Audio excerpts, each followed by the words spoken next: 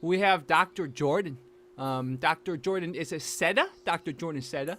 That's great, yeah. Because Okay. I mean, if you say it the American way, it would be Seda, but Seda is the language of origin is a Puerto Rican descent, so perfect. Cool. Awesome. So you're tuning in from New York City. Welcome to everyone watching. Dr. Jordan Seda, he's a physical therapist, and he does a lot of other stuff. And I wanted to bring him on because, one, he's friends with Nick Davis, who we've brought on the channel before. But two, it's just great to talk to people about other aspects of training and the body besides just the fight stuff. But of course, we will talk about martial arts, especially capoeira. So before we get ahead of ourselves, Jordan, Dr. Jordan, welcome. Thank you for having me. Pleasure to be here. Definitely. So tell me about growing up. Were you really into martial arts and medicine, or were they two interests that sort of butted in you? Tell me about that. Yeah, I would certainly say that martial arts definitely was like the beginning point. My father was obsessed with like the old blood sport movies, any Jean-Claude Van Damme, Bruce Lee. So I grew up watching a ton of martial arts based movies. And then my first martial art was judo actually. So I became an orange belt in judo before I left judo to pursue taekwondo full time. I was kind of split between both, and I didn't have time for both. I did taekwondo. I'm a first degree black belt in taekwondo, and I did that until say about junior year of high school, when I decided to put more of my efforts towards playing American football and baseball at that time. But it was during that process where I suffered a significant ankle injury, so I needed physical therapy. So it actually was like the injury happened kind of in the middle of my transition from martial arts to more varsity level high school sports. And then Mm-hmm. from there, I just focused on becoming a physical therapist after spending a considerable amount of time with the athletic trainer in my high school and rehabbing my ankle. Wow. So, I mean, you obviously grow very athletic if you did freaking football. Wow, that's Yeah, awesome. yeah. So that. It's just what everyone did when I was growing up. So, yeah. Oh, I see. The other question I think would come to a lot of people's minds is what was why was the decision to go from judo to taekwondo? I think my father was one of those people that wanted to introduce his children into many different avenues of martial arts. I think if there were more time, we probably would have explored like Aikido or Tai Chi or some other form of martial arts like that, but we didn't have a lot of time. And where we trained, they offered judo and taekwondo, so we were able to easily try both. So I think I grew to like taekwondo more than judo, although I have to say that now at this point in my life, I appreciate being able to throw people, like having that knowledge. Not that I do it very often here, but I could if I really needed to. Mm-hmm. Mm-hmm. Exactly. So then you did physical therapy, you recovered your ankle. Was that around the time that you said, okay, maybe I should get into this field too? Tell me about that. Yeah, actually, my first experience with physical therapy wasn't a positive one. I Me went to one too, of by the those. way. By the way, yes. Yeah. So I went to a place where I saw, I think, three different therapists at various times, and I had just some hands-on work, a bunch of TheraBand exercises, and then they would finish with ice and what's called electrical stimulation. It took me a while to get back to, this was in the middle of baseball season, so it took me a while to get back on the field. And then I ended up suffering a subsequent ankle injury a year later, possibly because I didn't do a good enough job rehabbing at that time. But my second round of physical therapy was a lot more tailored to my needs. I did like harder balance exercises, strengthening exercises, and the therapist just seemed to truly care about my recovery. She spent a lot of time with me, and I think between that and having to get my ankle taped for sports with the athletic trainer, I really grew to appreciate the value of like that quality of care, and I saw it as a way to stay connected to sports as I went through with life. Mm-hmm. Mm-hmm. Again, just it's so funny that your first experience with PT was also not good because mine. It sounded a lot like how yours went. It sounds like because mine was like they threw too much at me without explaining to me what was the reason. So, Mm-hmm. shout out Dr. Nick Davis who connected us. But one time when I was home in my parents' place, I found the old PT little guides that they gave me for the injury when I was in high school, and I showed Nick. There were some where the follow-up exercise was taught to me before the first exercise. And Yeah. I was telling Nick, I'm like, this is why I didn't feel any progress. Yeah. Yeah, it's like even in martial arts, my current master always says, it's like just like a baby. You have to crawl before you can walk. You have to walk before you can run. You can't think about jumping before you learn how to crawl. So, not surprised that didn't work out for you, Yeah, unfortunately. yeah. But eventually, many years later, in 2020, I met Nick Davis, and he helped me with a lot of things, including the thing that I went to physical therapy at high school with that they couldn't fix. So, Nice. yeah. So let's talk about a little bit about the physical therapy training. Did you have to go to medical school first and then do PT? No, it's basically you go to undergrad. In most cases, you go to undergrad for 4 years and then apply to a 3-year doctor of physical therapy program. There are some programs, I believe, where you can do a 6-year PT program. So you just go right in from first year undergrad and it rolls right through for 6 years.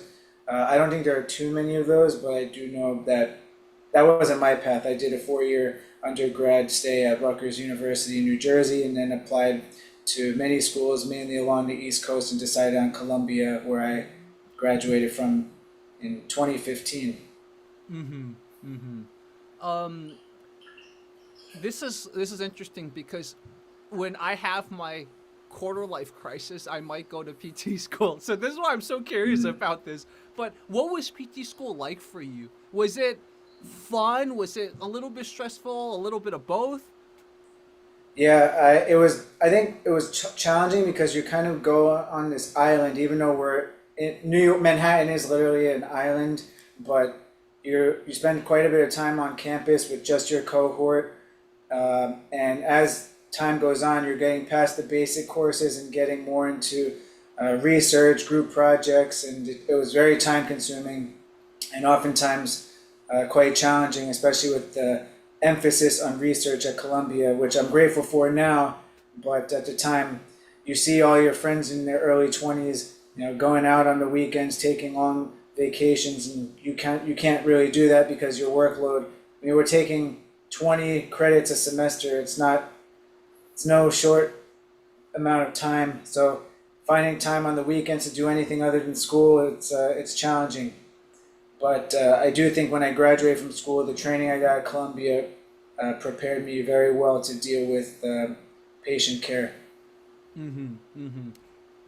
And obviously, we know PTs treat a lot of the areas of the body. Are there any places that you really love treating? Yeah, I first thing that comes to mind is the neck or the cervical spine. I find that most people, well, even going back to PT school, we're taught very basic exercises for treating the neck. If you can't see me, that's usually like doing a double chin tuck exercise, maybe stretching your upper traps, doing some banded rows, and then put heat and ice on it. But I've grown to realize that doing a lot of scapular stability work, and there are many ways to do that, can actually, along with posture modification and things like that, really do make a long-term difference. And if you do a great manual treatment on like picture yourself waking up with like a stiff neck, and if you came to see me that day, I'm almost certain I can make you feel at least 60 to 70% better on that first visit. So you can make a really significant change in a short period of time on a delicate structure that houses all of your vital organs, essentially. Yeah, exactly. And when I first started seeing Nick Davis, it was because of my neck. You see, small world, everything connects. So that's awesome. I guess you Yeah. mentored him well, man, because he taught me the chin retraction. He taught me all Yeah. these other things. Yeah, it's a structure that you could do harm. Some people take it really easy, but if you know what you're doing, I mean, I've had people do planks with their forehead on a table instead of their arms. It really just depends on our individual capabilities to absorb load, deal with gravity. And that's one of those complexities are what I love so much about being a physical therapist. Yeah. And this is a perfect segue into capoeira because when I started capoeira, that was the first time I attempted neck bridges. And because at that point I was already strengthening my neck for a few years, that I felt like, okay, now I have the fundamentals that I can do it. So it was actually to prepare for capoeira training because, just in the really 1 in like 1,000 chance a kick lands on your head, I was like, I gotta have that muscle group. So I started Right. doing first just neck bridges with my pelvis and my head, and then eventually I moved up to the full like feet on the ground, and then yeah. So, but again, it's like that's why I love the neck because I had neck issues for so long, but I don't really have neck issues anymore. But let's talk about you and capoeira. How did you get into capoeira?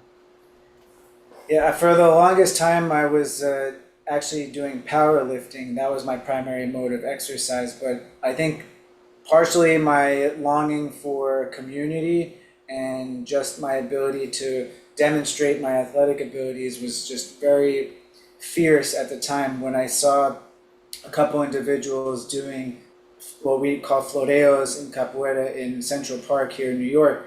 And it came at the perfect time where I just needed some sort of like sign to put me on a different path. I recognized it as capoeira because I played as Eddie Gordo and Tekken growing up, and I I saw it at my undergrad. I wasn't able to do it because I was the president of the salsa dance club at Rutgers, so I had to choose between both. I couldn't do both, but I thought, what an interesting way for me to combine my athleticism and elements of dance together. So I went to the first class. It was challenging. I saw high level movement by the graduados and instructores in our institution.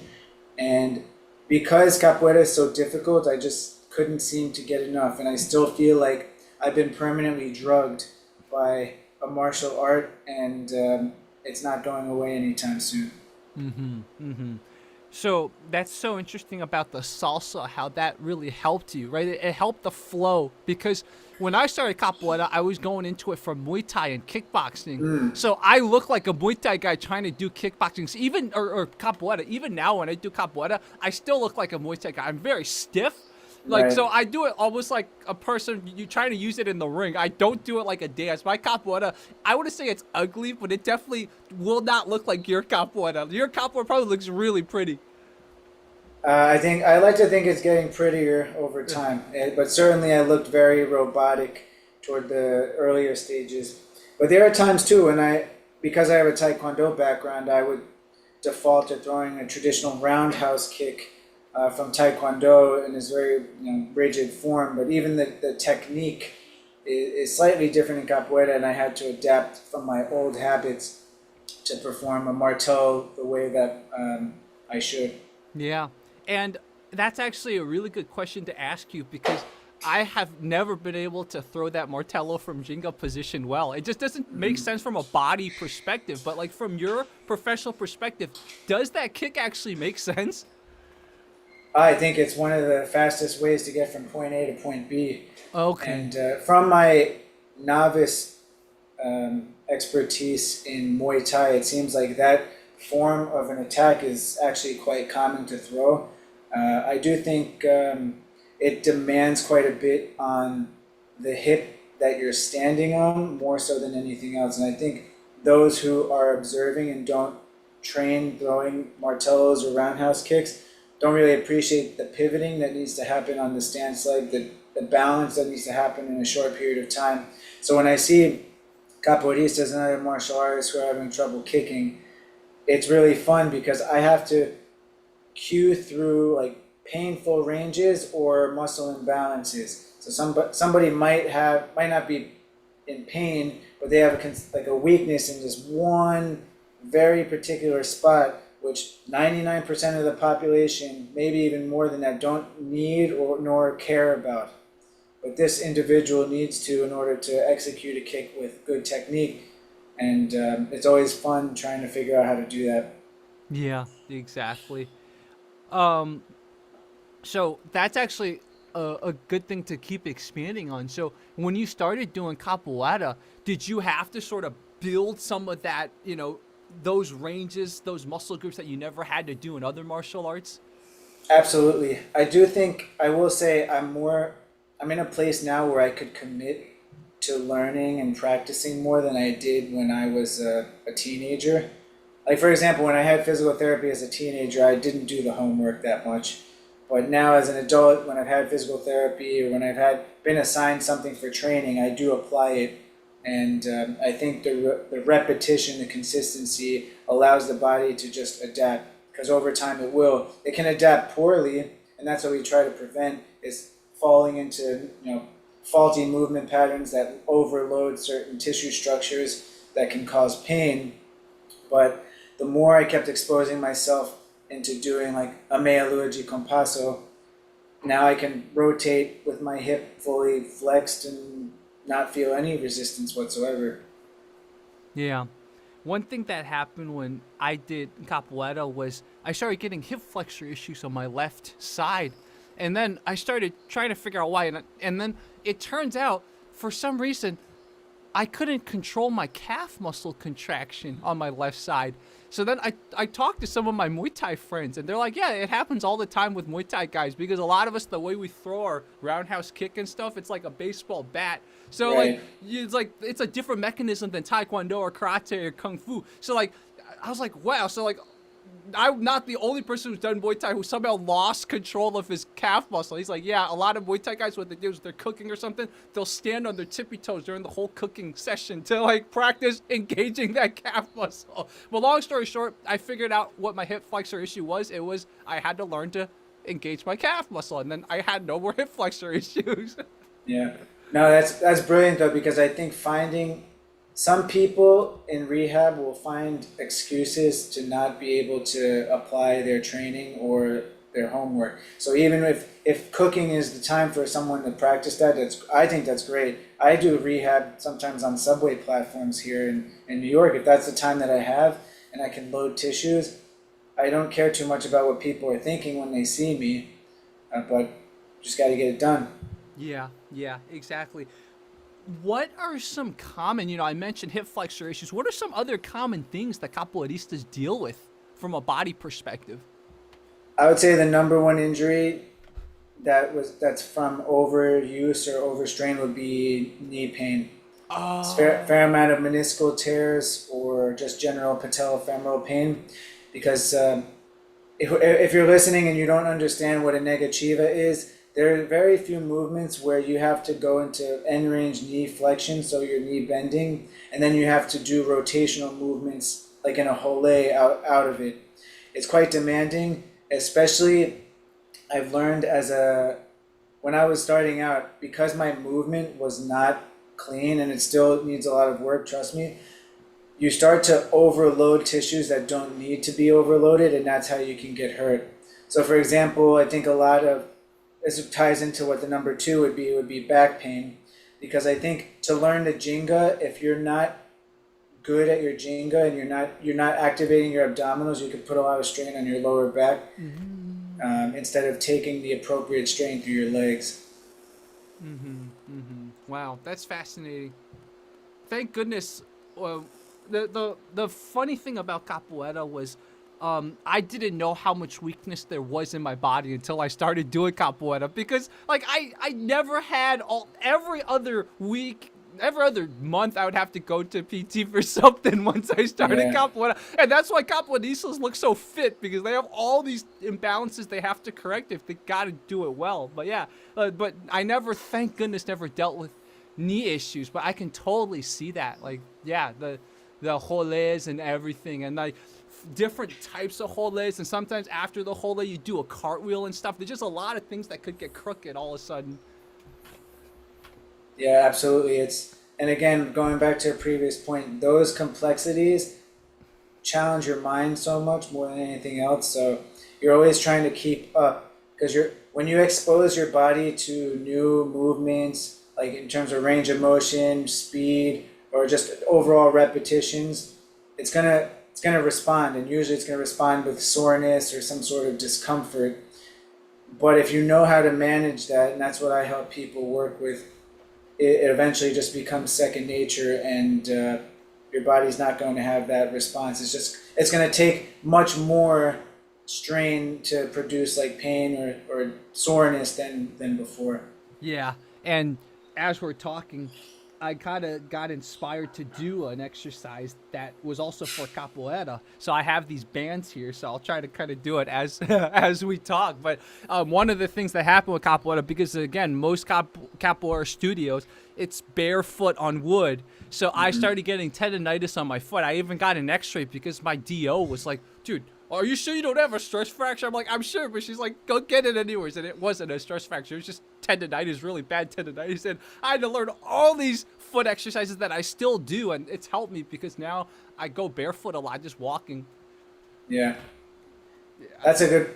We can talk about being barefoot as well for our Yeah, overall sure. health. I think a lot of people I see in New York, I obviously not going to walk barefoot on a New York street, but I've progressively seen people move closer, like more and more to supportive shoes. And I think there's value to shoes like, I think the Hokas would probably be the most popular on the market, the Brooks Hoka, and I think they're great. But I think if you spend your life walking on clouds, which I call them clouds because they're so supportive, your foot's not going to adapt to the ground anymore. You're not getting that natural feedback from the receptors on your feet. So it really doesn't allow the rest of your body to get appropriate, what we call proprioceptive information. So I think it's incredibly healthy to be barefoot, especially if you're in your home and the floor is relatively clean. I think we should be trying to do that more. Yeah, yeah, exactly. So actually, as you told me, I wrote it down, Hoka. So I'm gonna use this and I'm gonna check it out in the future. And once this video gets live, I'll also put some of these things we talk about, these keywords, in the description for people to wanna, if you wanna check them out. So, what is the day to day like for you as a PT? Yeah, I mean, I have my clients just on a schedule, and they vary in age, they vary in movement needs. I work out of a CrossFit gym, so a lot of those athletes have high level strength needs, mainly related to like whatever their workouts of the day are. So depending on where they're at, usually I'll do like pull-ups seem to be one of the things that limit them. They have pain doing pull-ups, any sort of deadlifting, so I see back pain, shoulder pain. But pretty much I'm just helping people navigate training in the gym without telling them to stop training unless they absolutely have to.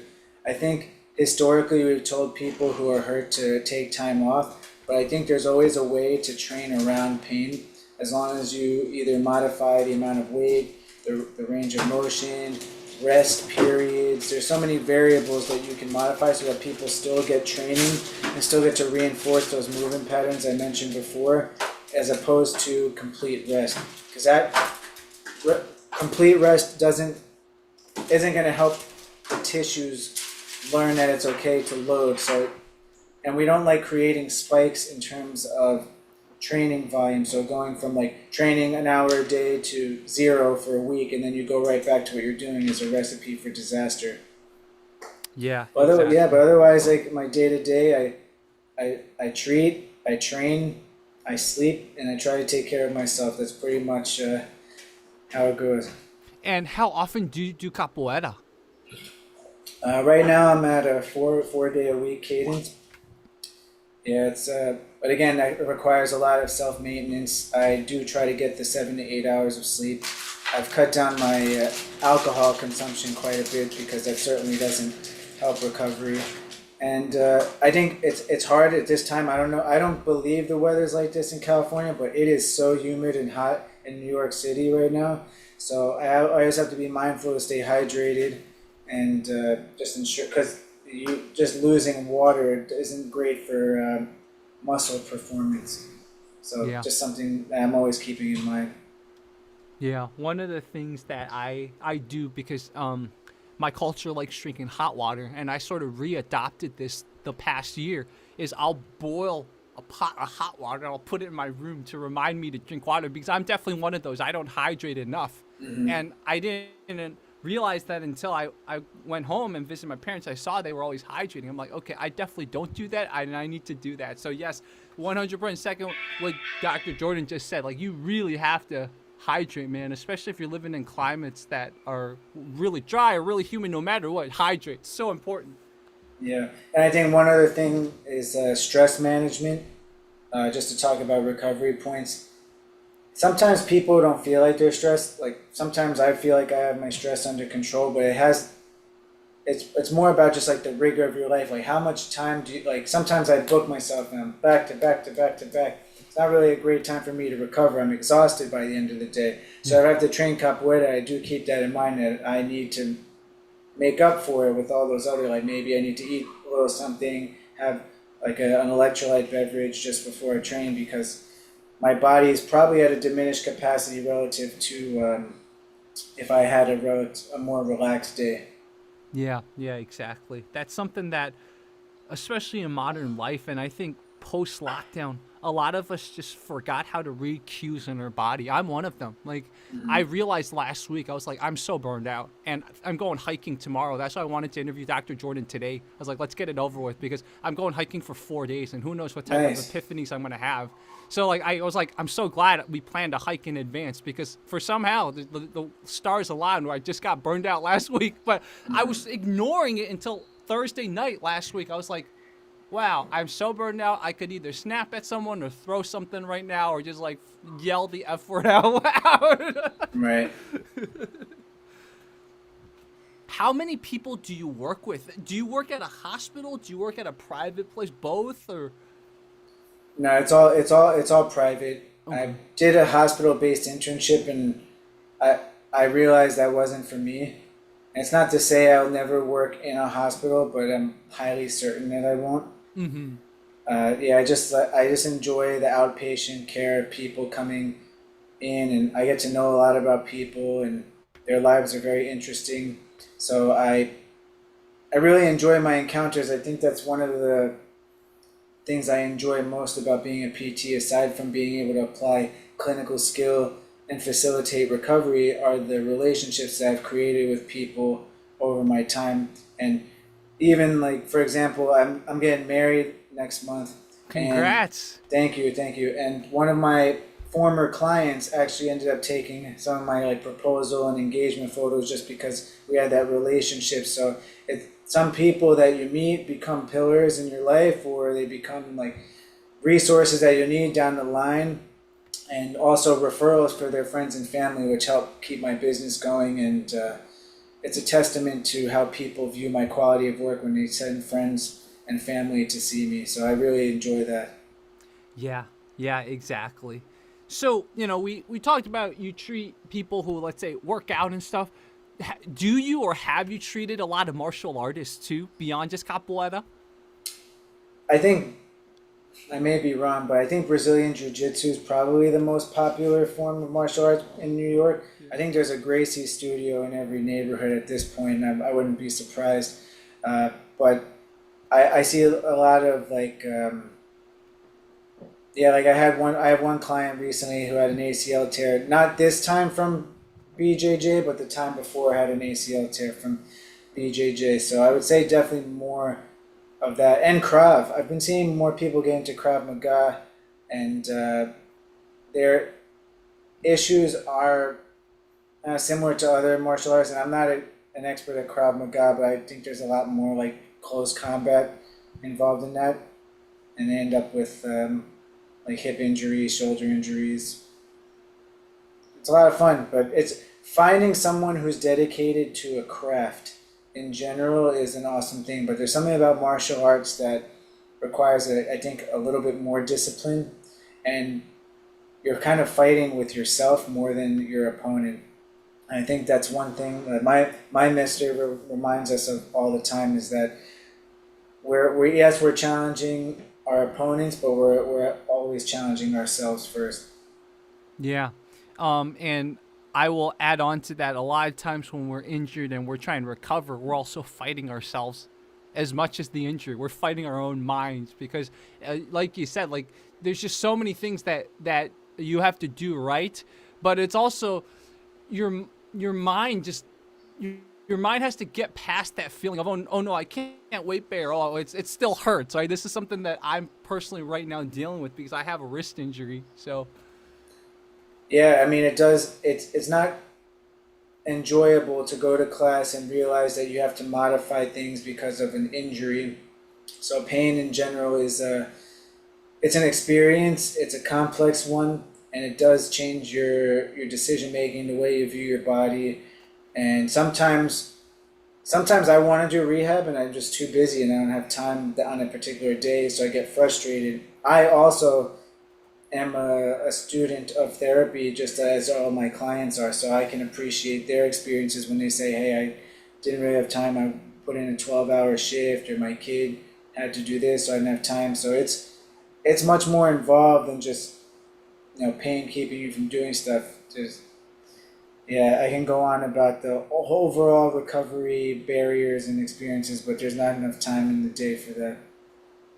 yeah, exactly.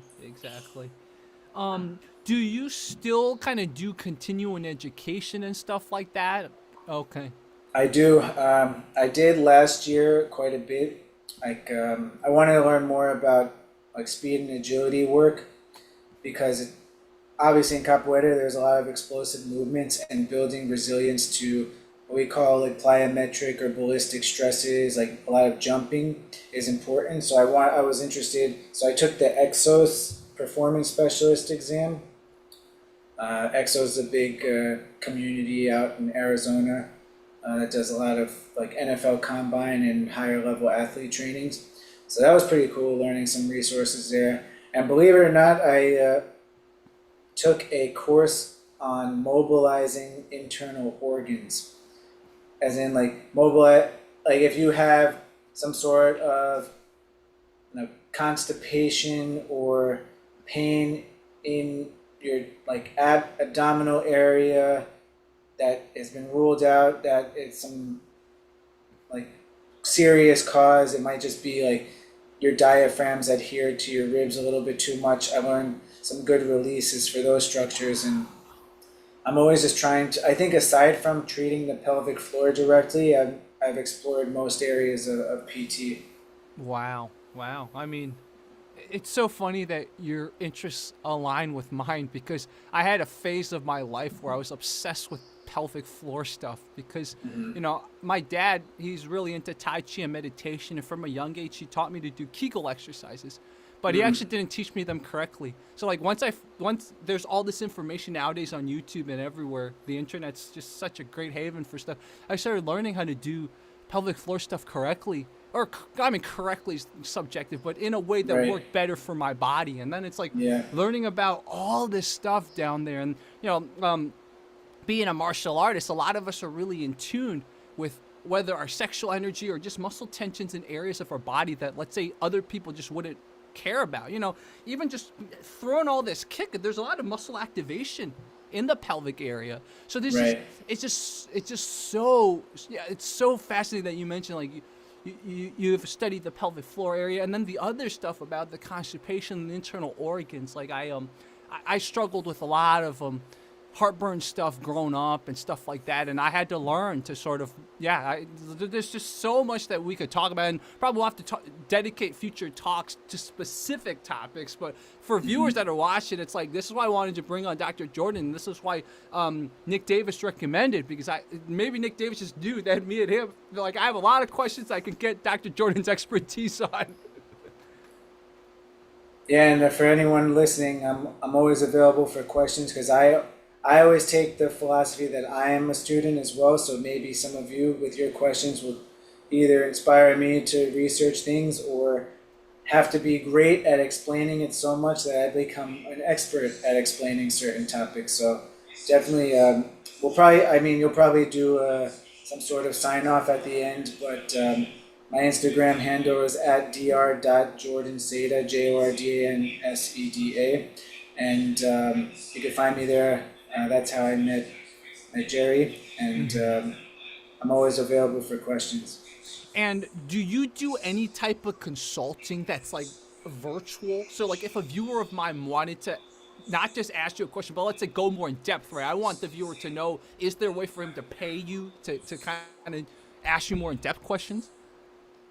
Yeah, I mean, it depends on the level of questioning. Like one question, I wouldn't charge anyone for, but if someone wanted more consistent coaching, I do offer like a coaching membership for people. Okay. So if they wanted more of a rolling access to me, then there is a fee associated with that. But I would say most of my business nowadays is here in New York, treating people in person. It's just I like to try to broaden my network as much as possible. I see. Yeah. And the reason I'm just very careful about my viewers is, I've had people just keep asking questions, and I had to tell them, it's like, dude, Yeah, like, it's not that I don't want to help you. It's like, one, it's too complicated for me to explain via this right. and that. Like, we'll have to explain it better, right? So that's why I have to be careful. That's just life. Sometimes you have to set boundaries. For sure. Yeah, I mean, it's an old saying, you give someone an inch, they take a foot. And there have been times when, I think when people ask questions, sometimes it comes from a good place. But ultimately, if you ask questions so frequently, you have to, I hate to keep doing this, but my mestre has a saying as well about, he uses this analogy of us going to this lake. He's like, I can take you to the lake, I can tell you where to try to find fish, but I'm not going to find the fish for you. You got to fish yourself. So I can provide you with insight and information, but you have to apply. I can't do that, apply, because there are also certain things I can't be certain of. So you have to try it. We have feedback. There's an outcome. Then we can reassess, and that's kind of how I work. I don't want to try to give you the whole roadmap. There's no learning that occurs at that point. So yeah, it might make you feel better, but if no learning occurs, you're likely going to end up in the same situation. Yeah, yeah, exactly. With people who, let's say, ask me about how to make videos on YouTube, I have a document. I have all my notes there, so I'll just give them my notes, and it's kind of like you said, like at the end of it, that's like teaching them everything about fishing, but they have to fish, right? And 99 out of 100 will like never do anything, and then the 1 out of 100 will try but not follow anything on those notes I showed them. It's really funny. Yeah. Yeah. But ultimately, you have to try. And I mean, I've made so many decisions in business that didn't work out, but you learn something from every experience. And now I know better not to, or to do something a different way. And, but you can't know. It's like, how do we know Amazon was going to work out if he never at least tried to create an online marketplace?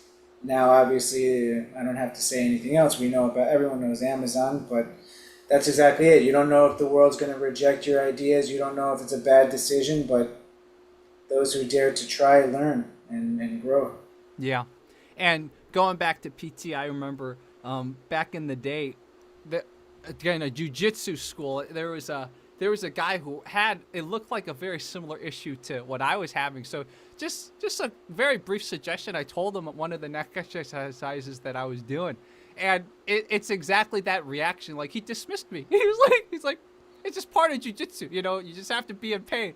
And I was like, okay, you can adopt that mentality. I'm not, but your neck's always gonna be in pain, and you're gonna look like this the whole time. So you do you, man. But it's like, that's an Right. example of, if a PT gives you something, just try it, man. Like, what's the worst that can happen, right? Yeah, I mean, the negative ramifications to exercise are slim. Yeah, yeah, exactly. So I think moving forward, I would love to, in the future when you have time, after you get married, get all settled, everything. Let's do another talk about the internal organ type of movement. That is so fascinating. And then, if you want, we could totally talk about the pelvic floor, because I personally know of guy friends who, like, should be doing Kegel exercises. Like, there's a lot of stuff that we could talk about there if you want. Yeah, I admittedly would say I'm not an expert on pelvic floor treatment.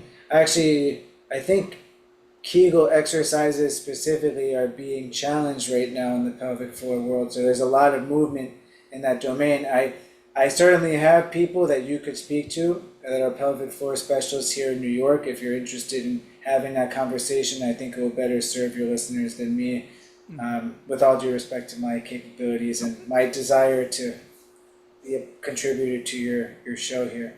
Yeah, absolutely. I appreciate the honesty. And if there's any topic, and we can figure this out in the future, if there's any topic you want to talk about too, I'm always down. For example, I have another guy, I told you, he's a hand specialist, right? So I asked him what are the top 3 injuries that martial artists get into, because as a orthopedic hand specialist, he had that expertise. So if there's any area of the body you want to talk about in the future, just reach out to me. We can do a follow-up conversation too. Yeah, no, I don't run out of topics to talk about, so you'll hear from me. Okay, perfect. So everyone, I will link how to find him, and I will also just in general any of the topics that we talked about that maybe you might not know the name of or whatever, I'll put it in the description so you guys can search it or do your own research or ask people or ask Dr. Jordan about. Yeah, I mean, I hope you found this insightful, whoever was listening, and my page has a lot of exercise-related content, not just related to capoeiristas, but I think I try to make a playful, what's the word I'm looking for, compilation of movements that sometimes challenge conventional beliefs or hot topics in the industry, so definitely check those out. Yeah, and what Fight Commentary Breakdowns loves is when you can challenge some of the conventions, right? Because that's how society grows. That's how our understanding of the body of movement grows, is sometimes you got to challenge things that maybe aren't necessarily true for all the cases. I'm trying to be very diplomatic. I'm trying to incorporate every view. Yeah.